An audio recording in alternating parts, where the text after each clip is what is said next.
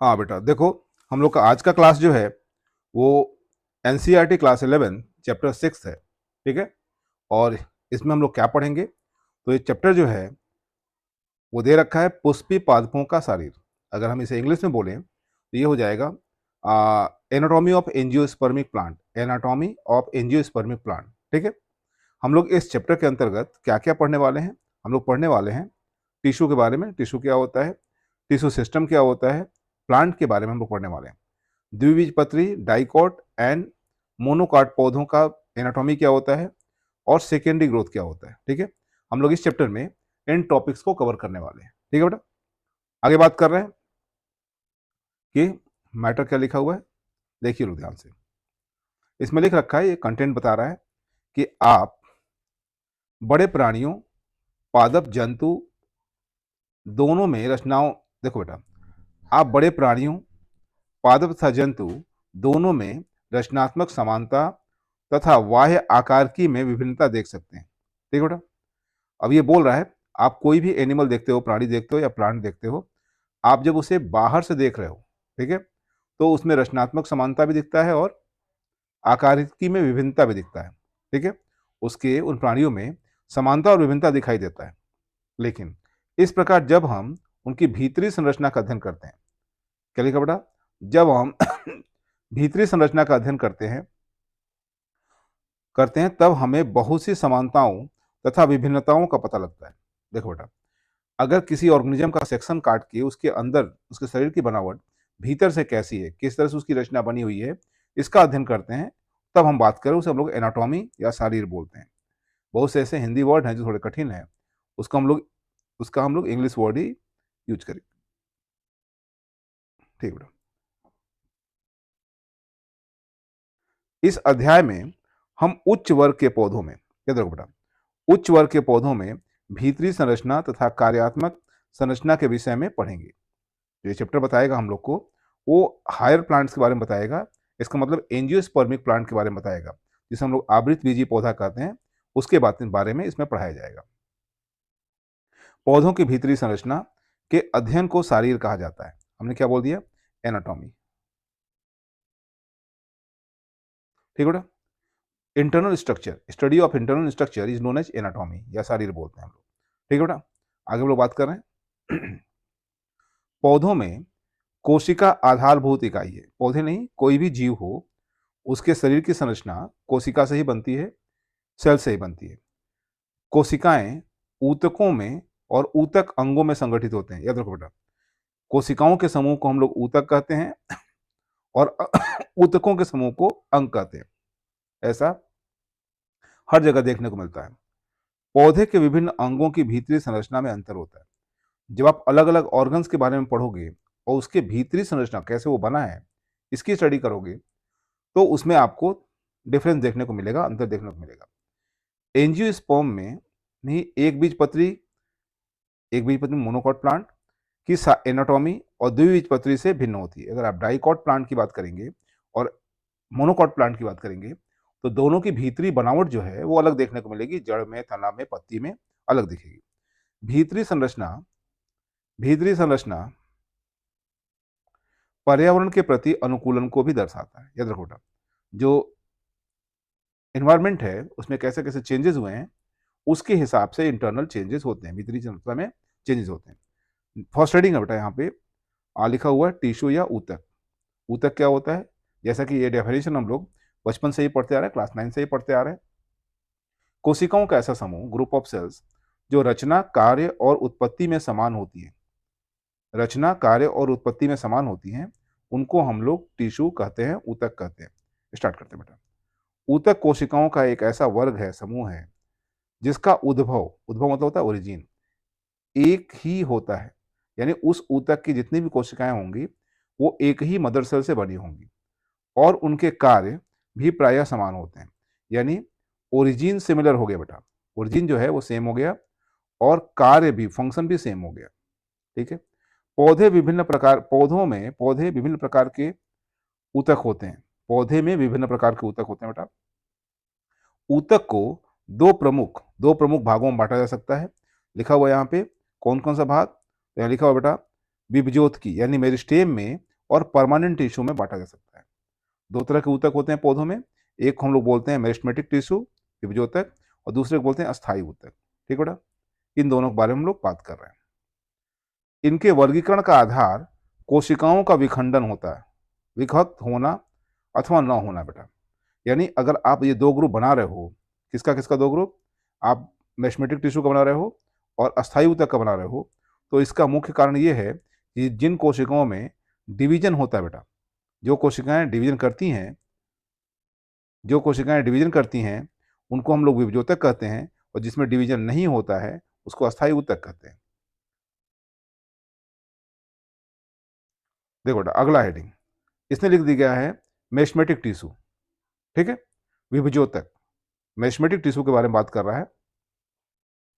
पौधों में वृद्धि, याद रखो बेटा, पौधे लंबाई में वृद्धि करें या मोटाई में वृद्धि करें, पौधे जो भी हैं वो लंबे हो रहे हों या मोटे हो रहे हों, इस दोनों ही कंडीशन में, ठीक है, पौधों में वृद्धि सक्रिय कोशिका विभाजन वाले विशिष्ट क्षेत्रों तक ही सीमित होता है।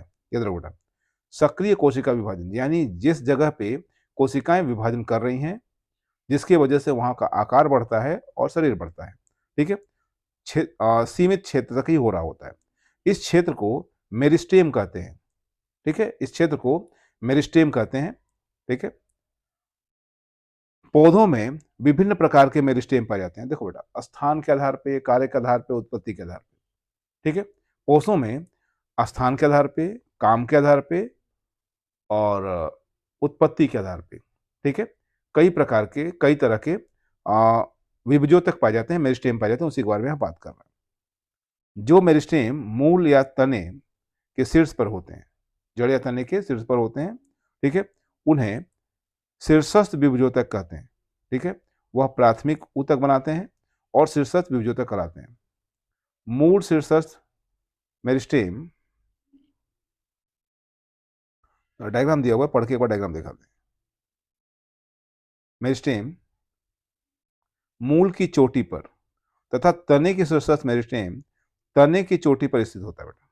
देखो, जिसे हम लोग मूल शीर्षस्थ मेरिस्टेम बोल रहे थे वो कहाँ है, तो जड़ के शिखर पर है, और जिसे हम तने का मेरिस्टेम बोल रहे हैं, शीर्षस्थ मेरिस्टेम, वो तने के शिखर पर है बेटा। ठीक है, आगे बढ़ते हैं। पत्तियों के बनने तथा तने की लंबाई के समय कुछ कोशिकाएं, हो गया, कुछ कोशिकाएं प्ररोह शीर्षस्थ मेरिस्टेम के पीछे छूट जाती हैं। हो गया, इन्हें कक्षीय कली कहते हैं। याद रखो बेटा, जैसे पत्तियां लंबी होती रहती हैं या तना बढ़ता रहता है, उसमें कुछ कोशिकाएं, विभज्योत कोशिकाएं पीछे छूट जाती हैं, उनको हम लोग कक्षीय कली कहते हैं, एक्सियल बड बोलते हैं। ऐसी कलियां पत्तियों के कक्ष में स्थित होती है। कक्ष मतलब होता है बेटा, जैसे तना हो गया ये, और यहाँ से पत्ती निकलने वाली है, तो इस जगह ये कलियां होती है, इस जगह पे। ठीक है, ये कलियां इस जगह पे होती है, इनके बारे में बात किया जा रहा है।